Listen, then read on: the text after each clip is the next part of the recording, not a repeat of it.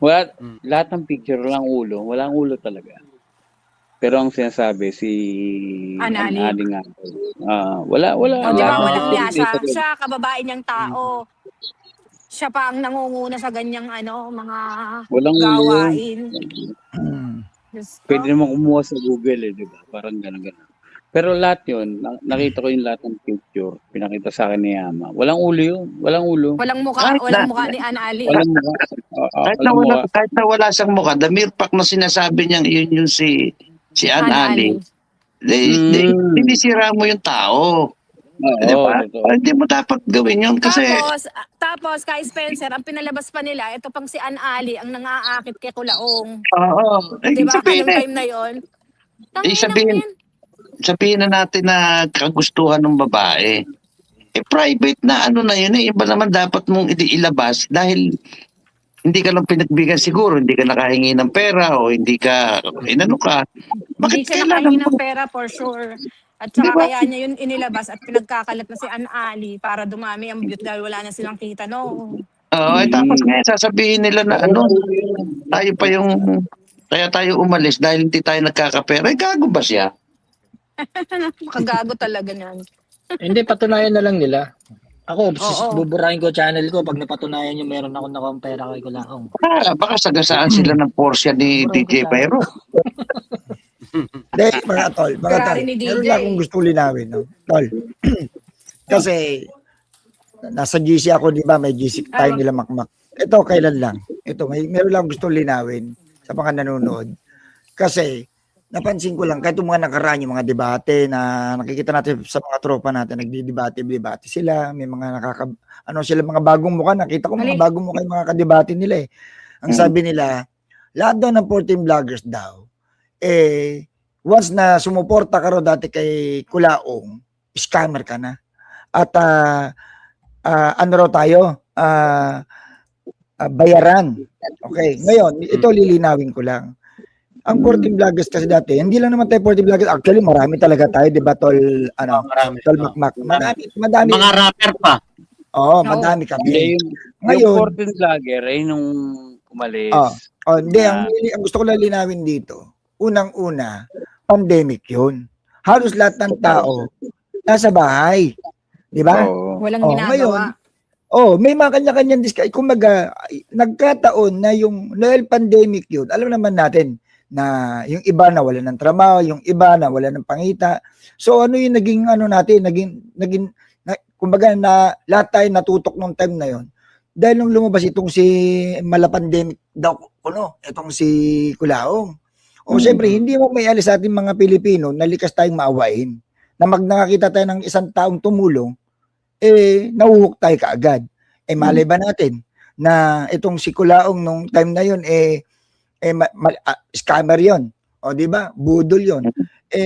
Kaya nga ito lilinawin ko, kaya kami nawala kasi nalaman namin ng katotohanan. Yun ang katotohanan doon, hindi yung namera or nagano kami kasi kahit lahat kami noon may kanya-kanya si DJ Baro, sila ko Spencer, may mga kinikita yan, sila Makmak Pablo, si Ma'am Lisa. Di ba? Lahat kami may mga kanya-kanyang discount, may kanya-kanya kami kinikita bago kumbaga pandemic lang talaga nagpabagsak sa atin nung time na yun, nagpahirap sa atin. Nagkataon lang dahil pandemic, lumabas itong Kulaong na to, all eyes tayo kay Kulaong, nakita natin, tumulong ito ganyan, napeke tayo. Ang mahalaga kasi doon, sa mga nambabas ngayon ang mahalaga kasi doon, kami, nalaman namin na talagang ito ang totoong ugali, ito totoong pagkatao ni Kulaong, budol talaga. Kasi mismong tayo, nakita na witness namin kung paano kami pinaglaruan, kung paano kung ano yung kalokohan niya sa loob. Kasi hindi mo naman agad-agad makikita ang kalokohan ng isang professional scammer. Di ba? Ang professional scammer, hindi mo agad makikita ang kalokohan niya. Di ba? Nabuking lang natin. Di ba? Kaya nakapag-decide kami. Pero aminin naman natin, totoo naman. Ito, totoo lang. Dati kasi pag sinabing Blaster Trios, mabigat yan. At totoo yan, Jojo de Guzman, Lisa Paris, Spencer Lacalle, samahan mo pa ng Makmak Pablo. Di ba? Pag isa kasi Jojo yun. Sila Jojo pala, Jojo, di ba? Isipin mo pag umalis ka kasi nung panahon na yan, yari ka durug ka. Durog ka talaga kaya walang may lakas loob sa amin na kumontra nung time na yun eh. Kaya nagpapakiramdaman kami nung time na yun. Hanggat sa eto nagkausap-usap kami nila Ma'am Lisa, ang Blaster Trios. Huli lang namin na ano to si Makmak kasi siya yung pinaka number 1 eh. Di ba? Alam ni Ma'am Lisa Paris yan. Uli yan. Oo, si Oo. Di Makmak. ba nga, parang ayoko pa noon kasi hindi ko alam. Undecided ka pa Parang nun, naguguluhan ako. Oo. Pero Potter, nung bigla ng Yes. bigla na lang na sabi ko, parang naano ko, putya, nag-share na kayo ng mga nalalaman nyo. Tas ako, meron din ako mga nalaman noon, sinare ko din sa inyo. Parang nagkatugma-tugma tayo. Putya, parang plano yata noon, Lunes ba tayo aalis? Pero nung kinagabihan nun, umalis na tayo, Sabado yata yun o Biyernes ng gabi. Hindi, Kaya ako, tayo. Biglang alis eh. sabi ko nun, hindi, ngayon na, baka magbago pa isip mo. Oo. Di ba? Oo. Kaya sa tutusin, di ba Kuya Spencer? Totoo naman na nung panahon na yun, matindi talaga pag sinabing mga vlogger ni Kulaong. Bakit? Lahat talaga kaya natin durugin eh. Durug na durug sa atin dati, di ba? Lahat ng mga kumakalaban kay Kulaong dati durug sa atin. Kasi ang dami natin nun eh. Totoo lang. Kaya hanggat sa nung time na nakakaramdam na tayo ng, teka, parang may budol na, parang iba na itong ginagawa nito ni Kulaong. Di ba? Pare-parehas na tayo nakakaramdam nun, kaya lang. Oo, di ba? Kaya lang ang problema kasi walang mag-umpisa na umalas kasi natatakot na.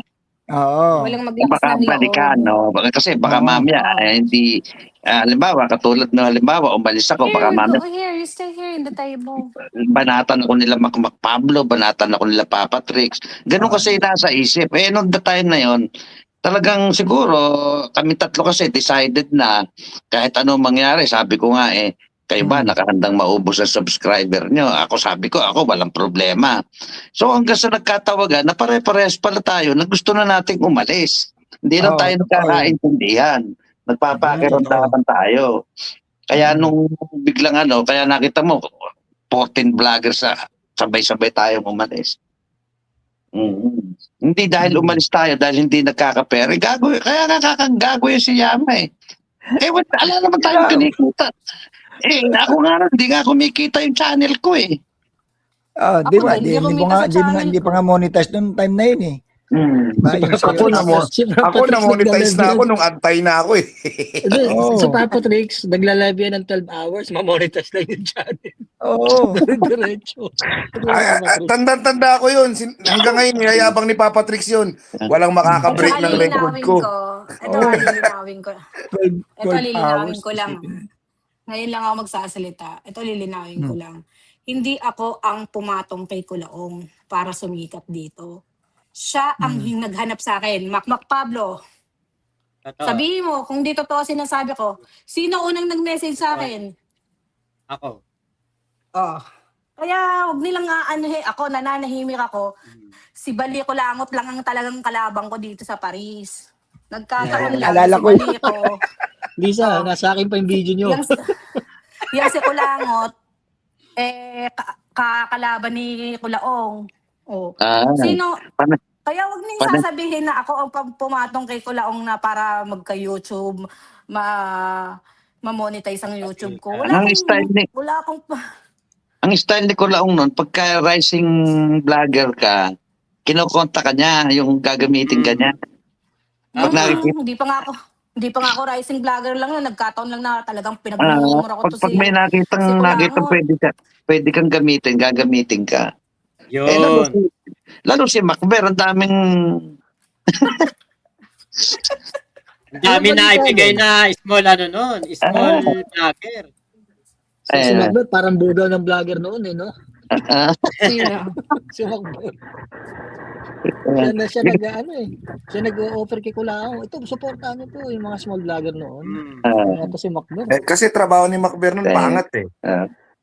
Nasaan na nga pala hindi ko na nakikita yon. Nakauwi na ba? Sino? Macber, umuwi na ba? Dati nakakatawagan ko no isang araw, tinatawagan ko, di naman sumasagot, baka hindi na active sa Baka na kay Kulaong ulit yun. BFF niya Di ba nasa ni JC? Macmac eh. Yung sa GC, Hindi, di ba, ano, nung isang araw? nung nakaraan, hindi na ako nire-replyan nun. Matagal na, siguro isang taon na ako din nire-replyan nun. Yung pa rin ba Facebook Hindi niya? na. Oo, Maganda, palagay ko hindi na, wala ng Facebook. Baka nagbagong buhay na, baka nag-asawa na. Ano. Baka Nung huli, napag-asawa ng parang selosa. ano niya, influencer eh. Yung influencer, sino ba yun? Yung si Makagwapo. Pumunta ng Canada, tapos siya sumalubong. Oo. Yun yung huling balita na nakita ko sa kanya sa Sokmed eh. Yun nga yun. Na ano lang talaga, na ano lang naman tayo dun eh. Saka, yung gusto ko nga ipunto dito, tayo, hindi pa natin nang talaga alam na kasama na pala tayo sa pang-i-scam ni Kulaong. Kasi nga, binulag niya tayo eh. Kasi, Totoo. di ba, nauna lang, di ba, una, mga vlogger lang naman. Marami, mga si Pugong Biyahero, yan pa yung mga vlogger nun nauna eh. Oo. Batang helmet. Stoljoric, Pasimuno. Jorik. Yan. Jorik pa si Mon. Saka Tapos yung mga nasa Europe. yung girlfriend niya, si Valentine. Oh, yan. Sino yung nasa Europe? Sila pa rin hanggang ngayon. Sila. Oo nga. Pinasal na yun eh. Pinasal na yata yung dalawang yun. Oo. Naputol din yata. Naperahan din yata si Valentine nun. Ewan ko kung Oo. Kulaong ano. May nakuha sa kanyang pera, parang nasa kalating milyon din yata. Si Ma'am Ebeng, di ba nakausap ko yun eh. Nililigawan daw siya ni Kulaong at inuutangan ng Parang gusto pa, $20,000. Gusto parang bukas gusto na. parang gusto nga siyang ESOP pa. Nililigawan daw siya eh. Kaya kinukwento Pag sa akin. Ni Ma'am Ebing, nakausap ko nung minsan eh. Nakikita niya kasi pag nagpalipad Sa yun, totoo laging lang. pula. Oo. Sa totoo lang, sa daming sumuporta dyan sa kay Kulaong na yan, lahat naman totoong tao eh, no? Siya lang talagang hayop eh. Saka ang kapal ng mukhang magsinungaling ni Kulaong, parang hindi kinikilabutan ano. Oo, Talaga? akala niya siguro lahat ng tao tanga ang putang ina. Parang sabi nga na makagago, may sariling mundo. Parang parang si Kambing, putang ina, may sariling pantasya. Kasi nung panahon natin kasi, madalang lang kayo nakakausap sa kanya. Saka hindi siya ganyan babad sa social media na ano. Ngayon talagang makikita mo, lumalabas talaga yung pagkabutol eh. Hindi katulad nung araw na talagang puro supporter, vloggers lang ang ano sa kanya. Ngayon siya nag-iisa na, nakikita mo na yung talagang kung anong klaseng tao siya, pati kumain, magsalita. Tsaka ayoko pa dyan nung araw, papasok yan sa live, yung nakakulong na eh. Yung gagata. Sabi ko, manyakas yata ito. Sabi ko kala Jojo. Manyakas sa puta. Isipin mo, nire-respeto ka ng mga kaya nga, hindi ko pa alam. Isipin mo, nire-respeto ka ng mga tao eh. Gagataan mo. Di ba doon nga sa live doon na pinili ko kanina, nandun si Ma'am. Si Ma'am yun yung nakapasok sa Sinong Ma'am? Kulungan. Si Ma'am. Baka yun yung taga-Alabang. Yun. Nako nagkukwento sa akin yan eh. Nakausap ko rin yan eh. Nung dumadaw daw siya doon, gusto raw siyang igilid. Igilid pa, sabi. Igigilid daw siya ni Kulaong doon sa magtitirahin doon sa gilid ng banyo.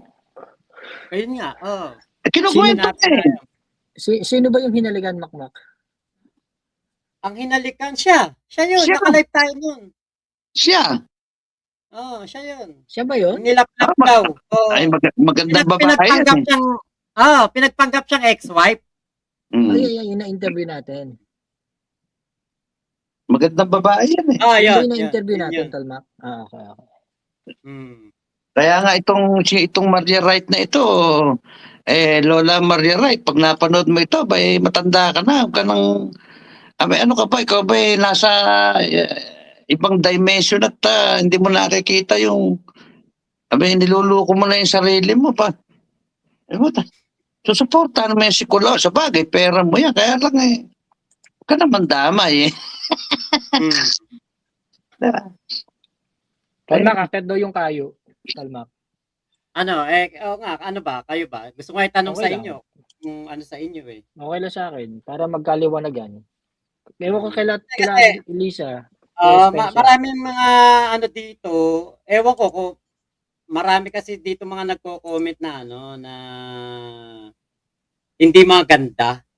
Akala mo inapi natin si Kayo. Hindi namin inapi si Kayo dito. Hindi nga namin siya inaaway. Hindi namin siya inaano eh.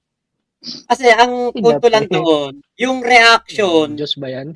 yung reaction niya, parang ang nangyari, may comment dito eh. Dahil nga sa pag-akyat ni Yama, parang ang nangyari, nasiraan kami doon sa live niya ng wala tayong bawi, wala tayong magagawa. Kaya nga, di ba, kinumbida ko kayo dito, sabi ko, tara dito, live natin to. Para, Ano ba sabi nung nagko-comment? Hindi, Natin. ako naman. Ako, kilala niyo naman ako, di ba? Kahit noon pa man, alam niyo na, sa akin lang nakakakit ang front anti-FLM. Kasi gusto natin marinig both side before, right? Ako naman, nagbibigay naman ako ng benefit of that. Hindi naman siguro ganun kahina ulo ni Kayo para maniwala ka agad kay Yama. Pero yung sa atin kasi nire-react natin dito, yung kwento ni Yama regarding sa atin. Kung sabi ko nga sa inyo na kung meron silang mapapakitang ebidensya na ako mismo nakatanggap ng pera, buburahin ko channel ko. Buburahin ko channel ko. Ang problema yan. Yun, doon lang naman tayo. Pero ako, nagbibigay akong benefit. Hindi naman siguro ganun kahina ulo ni Gayo para maniwala kaya. Yeah. Basta hindi na masusundan ng kung ano ng allegation. I can stand on my own. I can prove myself. But I don't have to kasi it's para sa akin, waste of time. I have better things to do ko sa baga. Sagasaan ko na lang kayo ng aking kariton.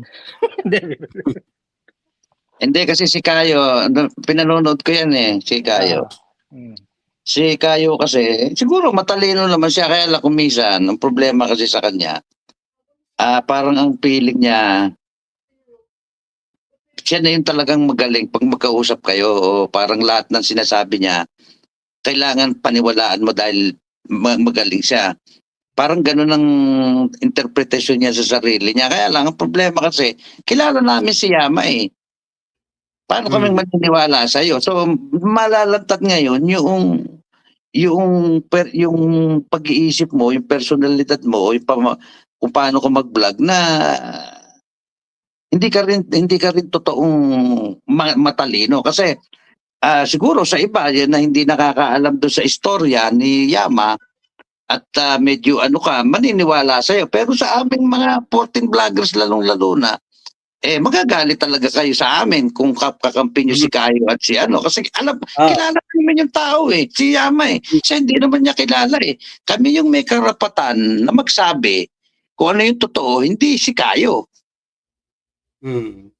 Kasi kung ini-interview niya si ng gano'n tapos iiwanan niya sa ere yung gano'n, pangit yun. Dapat tinawagan niya si Macmac Pablo, si DJ Byron, o kung sino man doon sa 14 vlogger na binabanggit ni Yama at kausapin niya kasi parang nag-iwan ka sa ere ng isang bagay na hindi mo na walang magpapasubali. Kumbaga, iyon yung matatatak ngayon doon sa tao.